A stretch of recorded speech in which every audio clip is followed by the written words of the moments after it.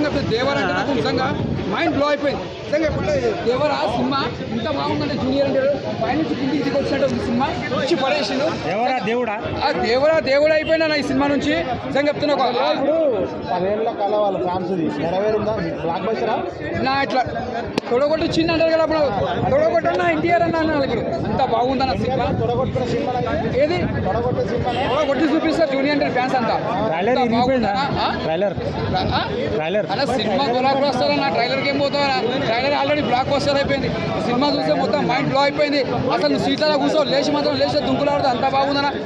Junior అంటే కెరియర్లా ఒక సింహాద్రి, ఒక ఆది, ఒక ఎమదొంగ, ఒక న్యూసర్ వెళ్ళి ఇలాంటి సినిమా బ్లాక్ బస్టర్ ఎలా అయిందో ఒక త్రిబులార్, దాని తర్వాత అంటే మళ్ళీ ఒక దేవర సినిమా నిజంగా చెప్తున్నా.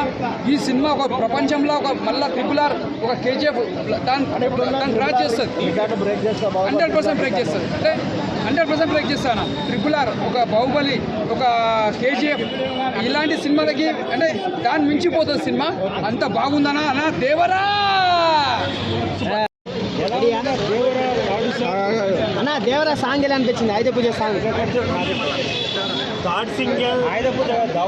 దావుది సారీ దేవరా దావుది సాంగ్ ఎలా అనిపించింది? ఎలా ఉందన్న బ్రో?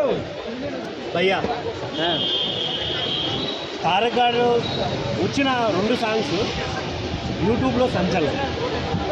సాంగ్ ఏదో ఎక్కడ శ్రీలంక సాంగ్ నుంచి కాపీ చేశారు అన్న సాంగ్, కుటుంబల్లే సాంగ్ కూడా 125 M, అది అనిరుద్ధ్ గారి కెపాసిటీ. ఇంకోటి ఈ సాంగ్ గురించి కూడా సేమ్, ఇది కాపీ సాంగ్ అనే ట్రోల్స్ అయితే వస్తున్నాయి ఫుల్. కానీ ఇది కూడా సాంగ్ నాకైతే బాగా అనిపించింది. ఆయన డ్యాన్స్ కావచ్చు, ఆయన ఎక్స్ప్రెషన్స్ కావచ్చు, చాలా బాగా అనిపించింది. ఎందుకంటే నియర్లీ 6 years తర్వాత వచ్చిన సాంగ్ ఇది. సో దీన్ని బేస్ చేసుకుంటే నాకు ఓవరాల్ బాగా అనిపించింది. ఇంకోటి జాన్వీ గారు అసలు వేరే లెవెల్ అనిపించారు. గ్లిమ్సీ చూశారు కదన్న దేవరా, ఫస్ట్ గ్లిమ్సీ. ఓకే, ఆ ఎర్ర సముద్రం, ఆ సీన్లు అన్నీ ఎలా అనిపించాయి దేవరాలో?